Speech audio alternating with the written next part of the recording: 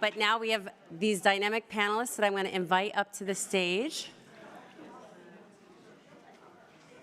Everyone can come on up. Is JP, are you mic'd? Okay, good. Everyone, we have you seated in order here.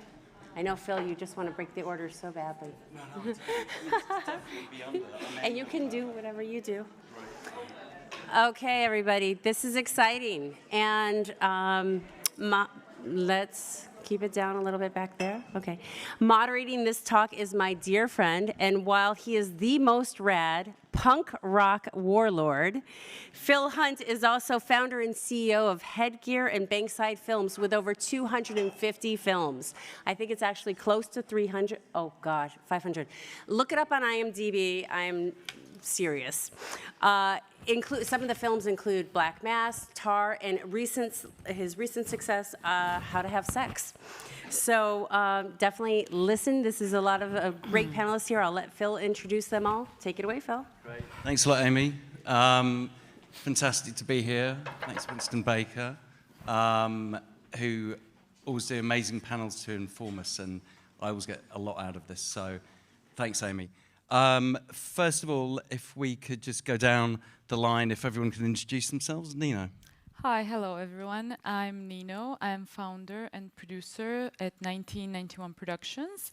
We develop and produce talented directors' films through European co-productions, and we also do production services for projects, any kind of shoots that come to Georgia the country, and we are also in the process of launching our UK arm with a vision to promote more fluid ways of collaboration across borders. Great, thank you. And Cristina. Hi, I'm Cristina Garza. I work at Fifth Season. We are an American studio producing really film and television. I think quite prolific in doing some really premium content. We have offices in New York and our big office in LA. We also have a office in London. So we're really doing co-productions not only in film but also in TV, and we're doing them from the UK and in the US. We do all sorts of, I would say, size movies. We've done smaller movies like in last Sundance we had Eileen. We've had a movie called Cha Cha Real Smooth, which is on Apple. We had The Lost Daughter at the Oscars a couple of years ago, and then we've done really big commercial movies like 80 for Brady, Book Club 2. So we often work, again with European or American production companies or big international studios. I would say what drives us creatively is we're director-driven, and I think we're all just too old to be working with people that we don't absolutely love. So director-driven and producer-driven. Yeah. The old bit. Well. I mean, all of us. Yeah. Thanks, Mounia. I'm here for it.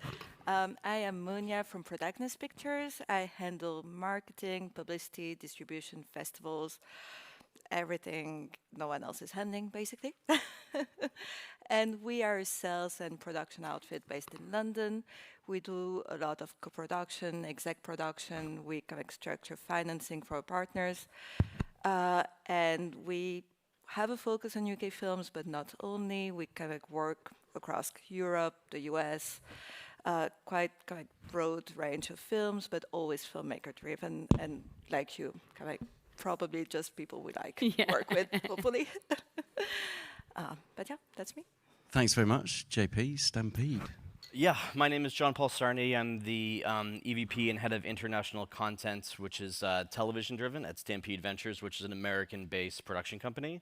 And I also look after some of our IP acquisitions across the company. And my division has a first-look deal at CBS Studios out of London, so we're doing a lot of international television co-pros in different countries, and also working with some of the other international studios based in the US and elsewhere. Great, excellent. So we've got a fantastic panel here today, which you can obviously mob after, but let's take advantage of them. And what I want to do is, if anyone's got any questions during this conversation, just stand up, shout out. We'll do a Q&A at the end as well if you want. But don't be shy. It's a great opportunity to ask these guys questions. So first of all, let's look at a bit of history of how it all started. Do any of you guys know how it started? I did a bit of Wikipedia research this morning. Anyone? Anyone know how it started? So, okay, so it started in 1940 through a radio program called Children Calling Home. It was a co-production between CBC Canada, NBC USA, and BBC. Interesting that the US was in this because it's like US don't really have, I believe, don't have any official co-production treaties. And there's a difference between official co-production and unofficial. And also, I just want to get some rules here. Domestic does not mean North America. Domestic means your own territory, right? In my language. In American, it means domestic territory is North America. But in international co-productions, it's domestic as your own territory, right? So that's kind of how it started. And then in the Second World War, the US started forbidding taking profits out of Europe. So that's when a lot of co-production started. American companies started doing co-productions in Europe because they were like, well, we can't bring the money back on shore, so let's just try and make a profit center there. So again, that's kind of interesting how the States kind of really started a lot of that. And then between 50s, 60s, 70s, lots of Italian, Spanish, French was starting to do the spaghetti westerns. So bring a lot of American cast over and doing a lot of that. And that's where a lot of this started. The first official was between France and Italy in 1949. And between 49 and 64, 711 films were produced. There's a lot of money being washed behind the Iron Curtain, but that happened also in the music industry, again, when money couldn't be taken out. People like a mate of mine, Doc McKee, who was nicked by the US government, and he washed his money through the Moscow Peace Festival. He now manages KISS. But a lot of that stuff was still going on in film.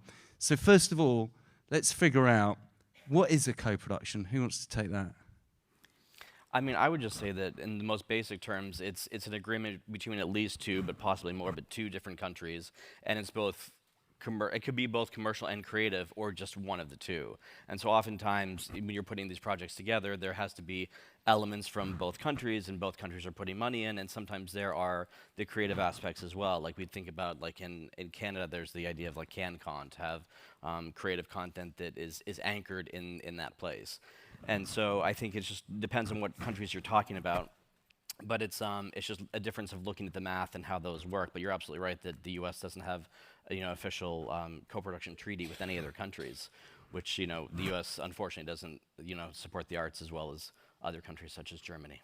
Well, let's come back to the official versus unofficial. But what else is a co-production? I think within the European context, it's very strictly regulated. Also, there is European Convention on Cinematic Co-production, which is very strict. Basically, there are bilateral treaties between countries. The first one was between France and Italy that you mentioned, and then there is this one. The convention is overlapping. It's even countries that are not officially EU are part of it, like Canada is part of it, and I think it's grew and grew, and after the Soviet Union broke down, a lot of Eastern European countries joined the convention, and in Europe, audiovisual sector is heavily relying on public funding. I think 40% of the average European film is funded by public funds usually, and because of this, because European countries need to pool resources to compete with Hollywood, which is very hard and probably impossible. That's why co-productions happen. That's one of the main reasons to pool resources. But there are also two other important reasons. One is governments see it as supporting cultural diversity and also supporting exchange of skills as well as human resources. I think that's also a big part of it. I would also say that usually, a co-production comes together because of a creative reason, right? So there's something in the script there. For instance, I tend to work with a lot of Latin creators and do a lot of production with producers from Latin America and in the U.S. And sometimes there's an element, there's a setting, that it's set in Argentina, and so we want to look for an Argentinian producer to co-produce with, or there's one of the characters is from Spain or could be from Spain, and so then that's an anchor for us to be able to look for a partner in Spain. So it feels like unless you're specifically working with a producer friend of yours from France who says, yeah, let's get a French DP and we'll make a co-production, usually they tend to come, I would say, from the base of the script and the create something creative from the project. Yeah, it's kind of most co-productions I find are quite natural. It kind of comes quite organically. For instance, we have a film called Spirit in the Blood that has been shot in Canada, but it just so happens that the director is Canadian but lives in Hamburg, and so she developed the film with a German production company, Unifilms. So that kind of came about very naturally, really. It's kind of just all the elements came together. Okay, so I'm a producer that's kind of got a project that maybe isn't a natural co-production, right? So you're like, oh, let's take the UK, for example, where there's no money in the UK whatsoever. There's the, there's the BFI, BBC, Film 4, and that's kind of about it. And if you don't have funding from them, you're kind of screwed in the UK. And I think it's like a lot of other countries. Equity is really, really difficult these days. So I've got a British movie. The writer's British. The subject matter's British. How do I wedge that into a co-production? How can I make it an official co-production or an unofficial co-production? Have any of you done that? Have any of you been part of co-productions that are not natural co-productions? Because I think it's pretty... Who's done a co-production here? Right. Yeah, quite a lot of you, right? So, and how many have wedged co-productions that shouldn't have been co-productions but managed to... Okay, one. Go on, what one was it? Anyone else? Okay. And what was that like? Did it... It's actually happening right now. It's difficult. Okay. Have any of you guys done that? We are trying to do one with the US at the moment. I can't disclose a lot of details, but it could be a US-European co-production, but there are European elements still. Right. And so unofficial, because the US doesn't have an official co-production treaty. Yes. So what is it that you're getting out of the US? Equity. So, and are you going to shoot there, or? No. Right. Shooting will be in one of European countries. Yeah, okay. Some of cast, some of the crew. That's how you can only do it if you have creative elements.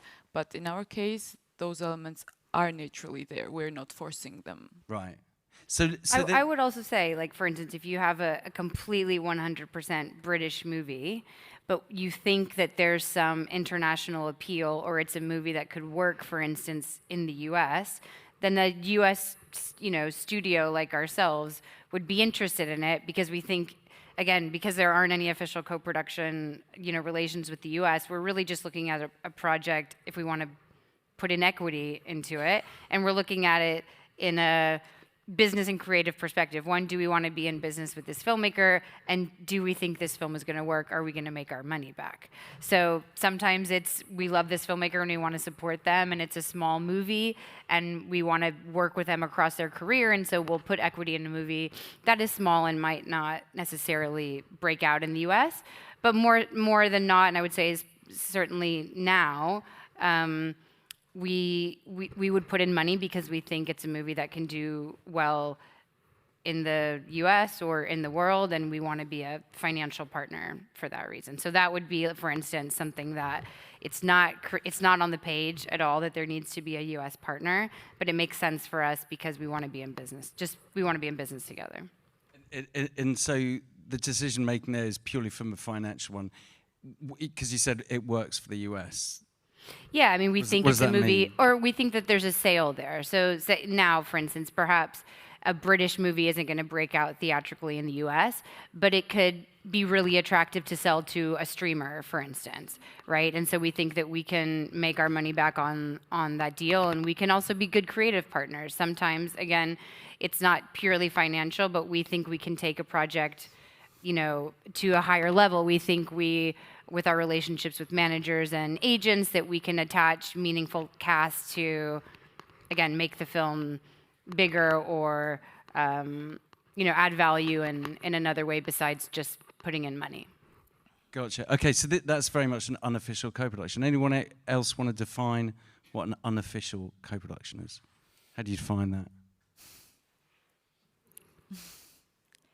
I mean, yeah, I think that a lot of it is often money, but sometimes it's about, you know, it's about leveraging relationships. So if there's two parties, regardless of what country they're coming from, you're trying to figure out, it comes down to division of labor. It's like, okay, who's finding the money, who's finding the talent, who's putting the pieces together, and then just trying to leverage all those pieces to make them work for the production. And sometimes you'll find that there's other components, like the series that we just did, which was I guess an unofficial co-production because it was U.S. and Iceland. We did a project in Iceland that was English language, so it has global appeal. But locally, we were able to do it there in part because while Iceland is a very small market, it's based on a book that is a very big seller, like here in Germany and in France and the UK. So already, like from that sort of studio and sales perspective, you can look down the line and say, okay, well, we can sell to these territories and understand, you know, where that might lie. And that's how you're trying to put together essentially your finance plan to, you know, to get off the ground and get started. Yeah, it's kind of all about building bridges, really. And you can label it co-production, unofficial, whatever. At the end of the day, it's just kind of getting the film done and greenlit, really. We had kind of the same thing with the film shot in Iceland, and we have... it's a co-production, Ireland, UK, Iceland, Belgium, but also some money out of the US. So, you know, it's not official co-production with the US, but, you know, it's whatever gets it over the line, really. I think one important element also is that when a co-production is official, I guess within European terms, it comes to ownership. Like each country that is involved is owning the film equally. So we had a co-production, for example, Georgia, France, Serbia, Georgia, Austria, Serbia, and it was Georgian film, it was Austrian film, it was Serbian film. So that's the status that official co-production gives you also. So can you define what that means, ownership? How does you got 3 different countries wanting to take ownership? What does that actually mean in real terms? Like, is that share of copyright? How does the legal format work? I mean, of course, shares, it depends on financing and financial plan and everything, but you get a national film document that it's Austrian film in Austria, it's Austrian, in Georgia, it's Georgian, in Serbia, it's Serbian. So a lot of forms to fill in. so yes. I just want to come back to this in a second. I just want to close off what an unofficial co-production is, and then let's go on to this. So an unofficial co-production, yeah.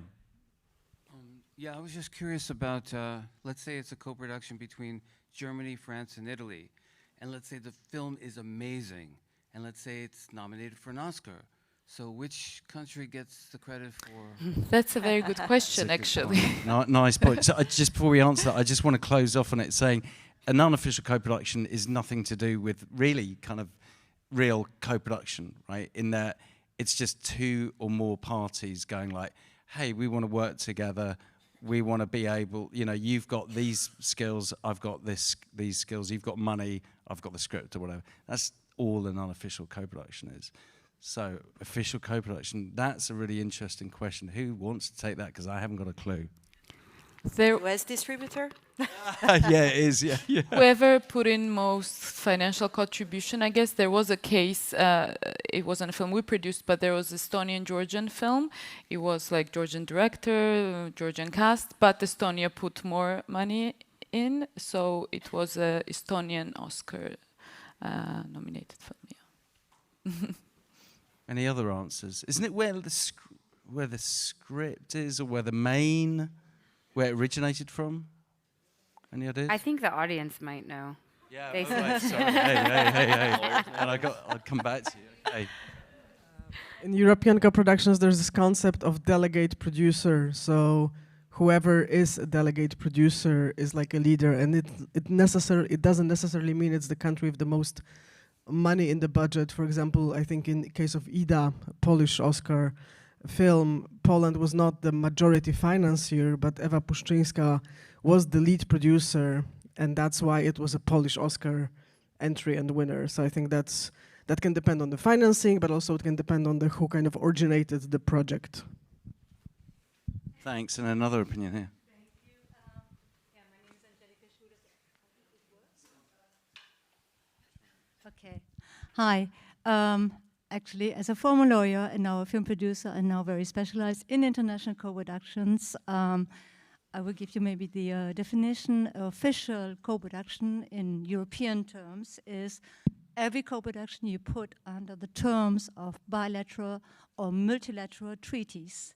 And if you fulfill the treaties, the film will have the nationality of each country from, and of course there are always the delegate producers, but it can be 2, 3, 4, 5 countries if you fulfill all the terms of the official treaty, which is a national treaty signed by the different countries.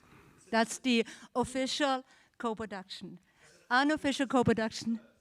Sorry? Sorry? Yeah, of course, yeah. But it has always the the advantage of official co-production is that it always has the nationalities and the national treatment in each country to open the access to regional, national funds. And that's the beauty of the official co-production. Great, thanks for that. And then a couple more here. We've got someone down the front who was giving us an opinion on what an official co-production is. Yeah, hi. So I think it's basically boiling down to who is putting the maximum money. So for example, there was the film Triangle of Sadness, where 49% was from Swedish. So that's why it was the Sweden who, as a country, which put it out as its nomination. And it was a co-production between Sweden, US, Sweden, UK, Germany, and one more country. But if it's the person that puts the most money in can be nothing to do with where it originated from, though. We're getting to so much detail, and that's kind of the thing about co-productions, right, is that it's a frigging nightmare. Look, I've been in the business 27, 28 years, and I'm completely confused. I don't even know why Amy got me to moderate this panel, because I don't really know much about co-productions. But, okay, and, yeah. Got another opinion of what a co-production is? Yeah, no, just my 2 penny worth. Sorry, hi Phil. Jenny Walker, and I just to sort of follow on from what Angelica was saying over there, and speaking for producers, is that I think it starts with the originating producer as the delegate producer, whoever first pulled the idea out of the box and offered it to somebody else for discussion is the delegate producer, just on behalf of producers. Okay. Right, but that's my penny worth. Everyone agree with that? Who disagrees? Yeah. Okay. Oh, yeah. Hang on. Well, could a film like Coda be considered international or unofficial? A film like Coda, could it be considered an unofficial co-production where Path and Vendôme joined to take back the rights from Lionsgate and make the movie in America with their money? Yeah. I don't know the detail of that, but that's an interesting one. What's your thoughts on it? Could it have been or not? Well, I think unofficial co-production could be anything. Yeah. If countries are working together to make a movie. Yeah. Okay. So, so you can't kind of squeeze, you can't wedge an unofficial co-production in, really, can you? So there's got to be elements, and so if I'm a producer and I've got those elements, which is a story where it crosses 2 different countries, you got a romance or whatever it is between 2 different people in 2 different countries, and maybe you got the writer from one, the director from another. That kind of feels like it could work. What do I need as a as a producer to start filling in some forms? What do the government bodies in most territories need? I mean, every country is different. So I think that there's, I mean, the most unpleasant one that I'm dealing with now is just because of an Excel spreadsheet, but it's between like Australia and New Zealand. And do you know this form? There's like a checklist, and you have to have like so many points, and it has to balance all out. But you know, it's really about your lead creatives, your HODs, and then where the money is coming from, who's putting in the MG or the DG, or for television a license fee. So sometimes it starts with both creative and money, and those have to sort of dovetail together. And then once you have all those pieces, you see on balance, where it really sits, and what that might look like, and what the requirements are, because every country. I mean, this is the thing about co-productions; they're snowflakes. They're all different, and so you gotta figure it out. Yeah. But I think a lot of it too is like where the money gets spent, right? So like if you're getting, I don't know, money in Mexico, you have to spend that money in Mexico, which means you don't necessarily have to shoot in Mexico, but you need to pay people in Mexico. The salaries need to. Right, and it sometimes can even go beyond that. So you might be shooting a movie in one country in Europe, but as long as everyone on the show is European, and they're all being paid in euros, and the financials are staying within Europe, then perhaps that counts as well. Or if you're doing post-production in a country, right? I know a lot of like French co-productions, it's just the post that happens in France. France also has very flexible fund. You can spend half of it abroad usually, or a lot of it. Not every country does that, so everybody loves to co-produce with France because of that. So you got a point system, which is in some countries about cultural, other countries is about spend. What about the distribution contracts? Like, do you have to, if you're an official co-production, particularly in Europe, do you have to have pre-sold the rights in your own territory or not? Usually it helps. For example, Eurimage is a European fund, and you apply there once everybody is on board already. You know who are the countries, and they have at least 50% of their funding on board, and they always want to see your distribution contracts, and it always helps. We had a co-production between 5 countries, for example, Georgia, Turkey, France, Sweden, Denmark, and we all had to get our distributors to sign a... Do we need one in the UK? Does anyone know if we need one in the UK? Oh, Amy. I wanted to add to something that was said during the finance panel that I think is really important for the audience that they might be interested in, and about finding financing. Sometimes if your budget's $5 million and you make that in the States, it might look like crap. But if you were to do it in another country, and then you can have something that looks like $20 million, even though you've only spent $5 million. So maybe that's something that you can talk about, like how this has worked in your favor by working in other countries, getting some incentives, or even, your spend goes a lot further. Yeah, really good point there. Anyone want to talk to that? Because it's not just about the number on the pay in terms of tax credits, for example. It's not just like, I was in Saudi. Saudi's offering like 40%. There's a couple of problems. One is they don't actually really give you the money most of the time. But the other is the cost of production there is so high. So it's not always about what's the number is. So yeah, let's talk about like how do you maximize your finance plan? Who wants to talk about finance? Well, I think to begin it depends on what country you're in. Like in a country like the United States, where there's 330 million people, just the volume is so high. So if you make a movie for $5 million, like it might just make a blip.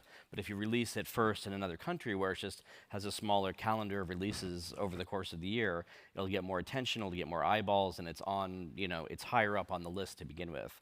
And so I think that's why it's a really good way to start shows, and perhaps release them outside the U.S. first, and then go back the other direction, because things can get lost when you think about the bigger markets. So if you can start strong locally and then let it ripple from there. I mean, that can be quite tricky because most films, especially English language films, are held back to the US.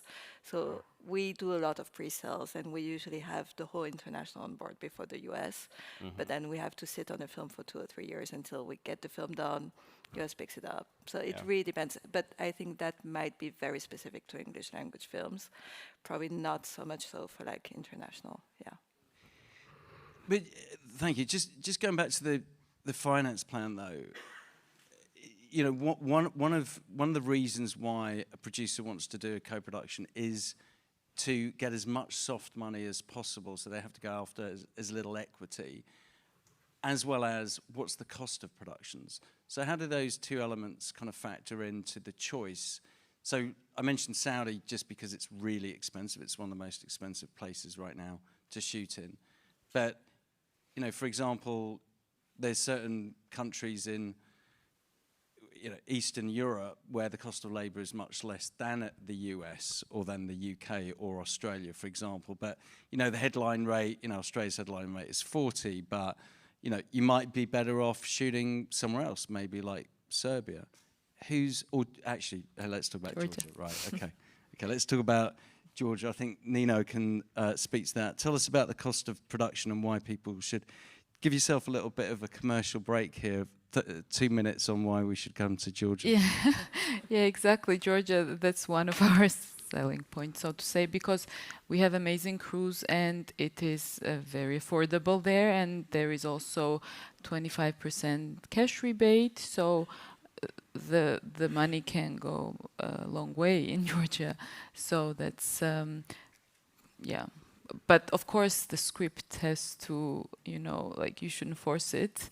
If you can shoot in Georgia, then that's amazing, but it doesn't always work. So you have to have a right project. And what is the right project?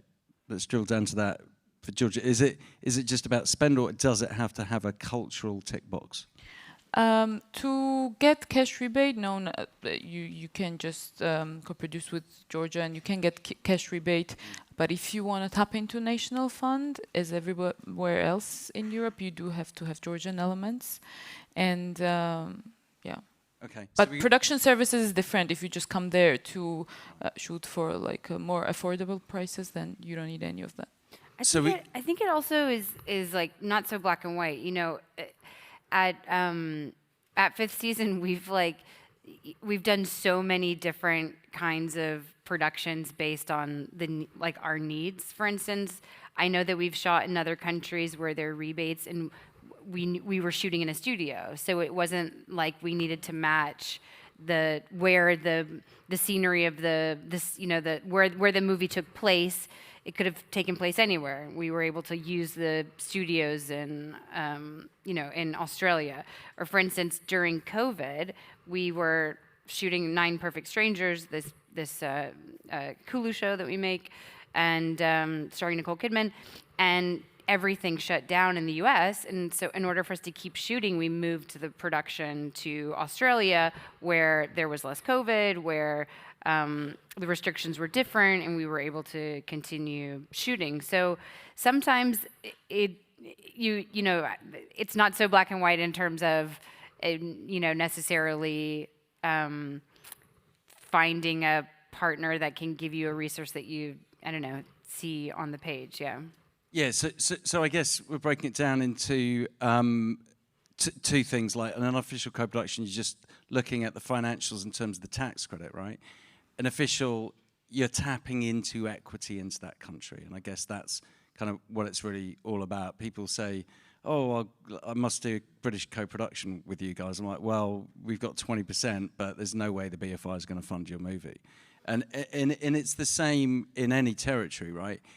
So it's got to kind of hit these kind of cultural remits. So you've got a bit of a complicated finance plan where you're looking at, on the tax credit side of things, you're looking at cost of labor and getting the tax credit on a low cost of labor versus maybe if you can squeeze it into more an official co-production because of where the story is originating and where the key talent is from, then that kind of you may access some equity in that given country.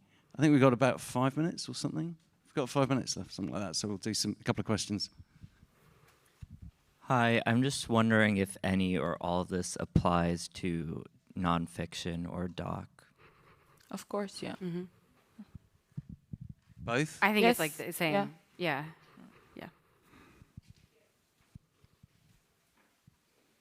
Hello, thank you. Great panel, by the way. I I would love a really clear explanation of cash rebates, if that's relevant. Yeah. It's cash rebate tax credit. Who wants to take that? It's really confusing. Me? Yeah. Me. Oh, it's so boring.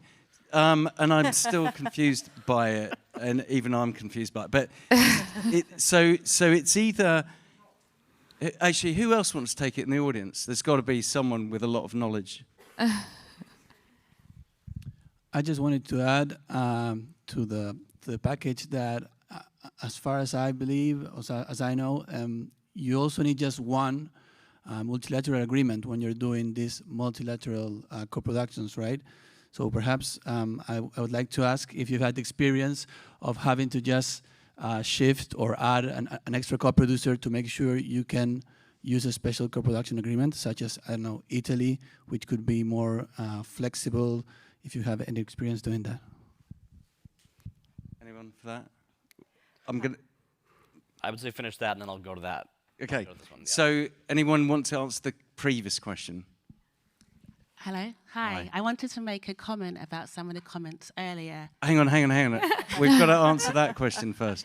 I'm looking for like a lawyer or accountant.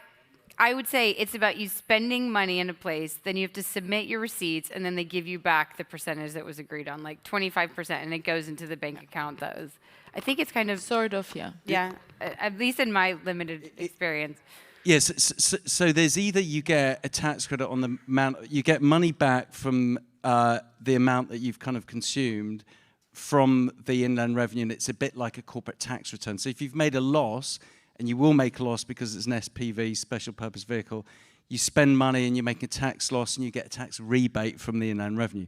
The other is it's a sellable rebate that you've got to sell to a company with a tax that wants to take that as a tax loss, and that company buys it. They're buying a tax loss.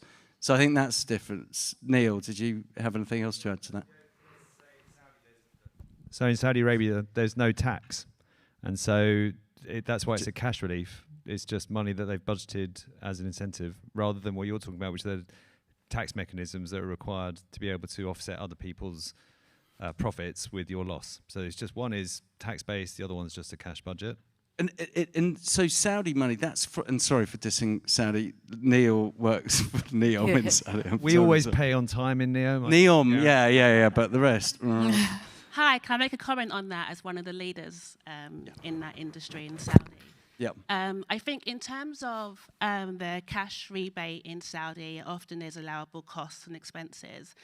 But I think the question about paying out and what really happens is an important one, and one that's quite sensitive. In my experience, what I found is, especially initially, on occasion, as filmmakers in any industry, there can be some kind of grey areas. So what often happens is that Saudi pays out because of the misperception they don't pay out, where our European and US auditors are saying anywhere else, this wouldn't be paid out because the numbers don't add up, right? So what you're finding within Saudi at the moment, they are paying out, but often they're paying out in circumstances where if they were in the UK or somewhere else, it wouldn't be paid because of the reputation management aspect. Now, the other thing with regards to how far the money goes, Saudi at the moment is an expensive market to film. It's an expensive market because it's a new market. So you're bringing in crew, you're bringing in equipment, you're shipping and so forth. And then what you're finding is really intuitive ways that are happening on a case-by-case basis. How do you cost match? How do you take into account that actually that 40% rebate, when you model it and do the numbers, maybe it's looking like 30% or even 25%. And then you get into conversations around, well, how do you fix that while at the same time addressing the local economic impact? Rebates in any country are partly about how do you feed into the local economy. Rebates in Saudi are how do you feed into the local economy, but also provide a generation of people, 70% of which are under 30, who have never had the opportunity to tell their own stories, to be involved in the film industry. So I think we should really be careful about maybe sort of reductionist perceptions of what's happening there. And as filmmakers, be responsible, right? Would we present this set of accounts somewhere else? Or are we being a bit unscrupulous on occasions, knowing that this new country is going to have to pay out so that in forums like this, it's not misrepresented? Yeah, and apologies for giving you a sweeping statement on my opinion of Saudi. As a lender, the problem is that I've got with Saudi or many other territories is that it's uncertain. So from a lender's perspective, it's very difficult for me at least, to be clear about it, to be able to lend money when there's uncertainty. I think Saudi's got a lot of potential in it. It's just like any new territories, it's going to have some teething problems, and that's kind of it. But apologies for my sweeping statement, but that's the challenge. And I think a lot of the challenge about co-production is cultural as well, because there's some countries where when you've signed an agreement, that's the end of negotiating. Other countries, that's the start of negotiating. Now think about that. That's an interesting cultural challenge. And I think, I wanted to actually retitle this from International Co-Production Strategies to When Things Go Wrong, What Do We Learn? So I think there's that's an interesting point. I just have a quick question, actually. I've been racking my brain about this concept of having 4 to 5 co-production territories or partners. And the question is, first of all, when you live in the reality of a movie and you have actors who have schedules and you have all kinds of elements and the time it takes to put it together, the legal fees that it costs, and how is it actually, and you have to split it, you have minimum spend of 20%, at least I believe in every one of these countries. Does it really pay off to do it that way, considering all the effort and the timing and all of that? So you guys done this several times. I'm curious, what is it, what cost did it come to you, and was it worth it? Yeah, I mean I think the inefficiencies of co-production. That's kind of the main question when you get into a co-production, really, or any partnership, is you have to make sure that the net benefit is significant, because it is a lot of time, it's a lot of people. It's sometimes throwing new people into the mix, which maybe have been years in the making. So I would say, be it legal fees or broader structure, it is a lot of time, a lot of people catching up, and sometimes after a year or so, you realize it's actually not working out, and you have to withdraw for some reason. So yeah, always think it through and communicate a lot, because also, to correct the previous point, it's also really important to remember that even though we speak the same languages, sometimes the same words don't mean the exact same thing. So communicate all the time. Just make sure, ask all the questions. Yeah, and also I think that, I think it's about finding whatever country you're spending the most amount of time in, find a great lawyer to do the deals there, so it falls under that rebate, whatever it is. And then you can also do deals with lawyers where you're either paying them hourly, or they're doing some sort of more like a flat rate or something like that. When you get down to the nitty-gritty of when you're hiring 100 actors and 100 below the line, crew, and you have to have deal memos and those sorts of things. That's not the head of the law firm that's doing that. You're going to get, associates to do that and that sort of thing. But you can do it a couple different ways, but try to make sure that all that is funneled into, the various rebates if you can. Yeah, of course. I mean, all of those costs should be part of the budget that is getting covered by, these local film agencies. So in theory, the idea would be that, yes, it's a lot of work, but at least the cost hopefully would be covered. And it will always cost more than what you have in the budget. Yeah, sometimes there is no other way to just make a film without so many countries, without that soft money. For example, our film Crossing, which opened Panorama, is a 5-country co-production, and there are no actors that any of you would know. It's a drama. Lead actress is over 50. It's an amazing story, but there would be no other way to make this if we didn't have so much public funding. Then I assume you would probably have the time. You will tell your actors, your team, okay, now you guys wait a year, we'll put it together, and then we shoot it. And this is when you sometimes make a movie, and your actor has a window. I mean, you can't put this financing together to make it on time otherwise, right? Yeah, it takes a lot of time. Yeah. We have to wait for the next window. we're running out of time. Couple more questions left. Hi, so I set up a film financing platform for equity investors, and so I was super interested in tax credits because of the ability for investors to lend against tax credits. I was wondering if anyone uses any technology or if they've actually tried to get help, for example, through technology, because they are complex and there are many different elements. And what I think is really interesting is there are so many forums right now on AI and the generative capabilities of that to, for example, scan for flights, figure out costs, understand budgets, see where the tax credits are changing in certain countries, making tax credits from countries discoverable. Because I think one of the big challenges is government websites aren't updated. And so I would love to know if there are tools being used by people to help with this problem. I'll take that question, right? I've invested in 550 movies, something like that, of which obviously the majority have got tax credit associated with it. The problem with all that is the information is going to always be late.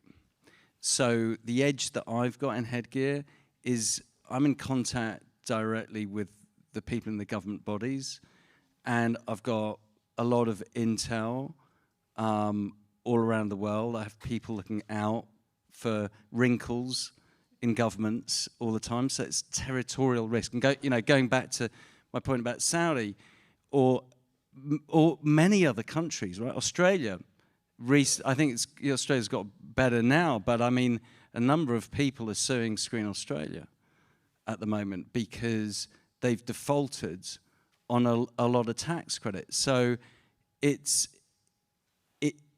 problem is that that's kind of okay. I think it is okay from a producer level. From an investor level, it doesn't work. I mean, I've had defaults all over the world, and I have to sue governments, and that doesn't work. And I would also say that you need to, be talking to your local partners all the time, because a lot of these laws, they have to go through Parliament or whatever the government body is, and sometimes that's once a year or twice a year. And then by the time it goes through, then all of a sudden that money is almost already spoken for. And then once you get through this whole process and you find, a nice company to give you the gap financing so you can make the show, then you have to wait until the audit is over, which is like a year plus after the end of production and that sort of thing. So there's all these booby traps. Sorry not to be. Yeah, you're right. Look, kind of like to sum up, why do an international co-production?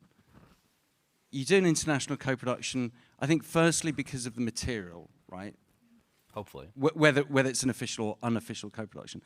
It's certainly because of, hopefully, the material. The second thing is it's money, right? It's about money. And going to the lady's question about the question about AI or kind of information, putting it all together on AI or the web is like it's challenging.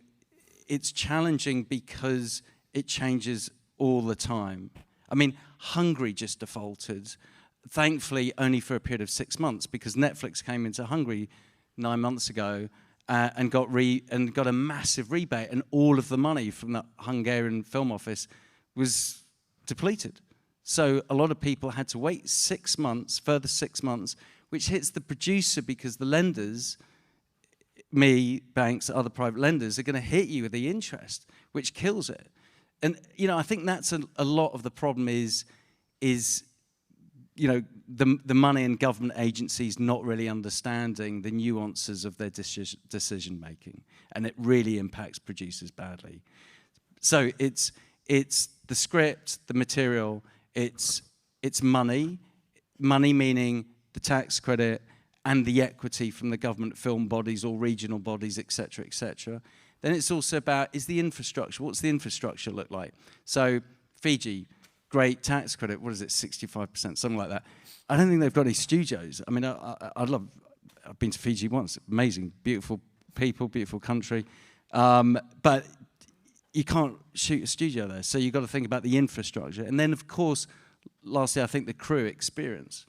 How experienced is the crew? So you've got to weigh up, and then lastly, I suppose, the cultural aspects about, is the contract signed, is that the start or the end of negotiating? So that's the list, I think, in that order of what you've got to look out for in a co-production, I think, is if I missed anything. No. I've got to wrap up. Sorry. Okay, so come and mob these for wonderful people. Thank you for your time. Appreciate it. Bye-bye. Thank you, everyone. Thank you so much for everyone that's here that joined us today in Berlinale and EFM for their support, and all these fantastic speakers, and our moderator, who is a rock star, who just decided to, like, the cameraman was going to kill you. He's like, you're blocking my view.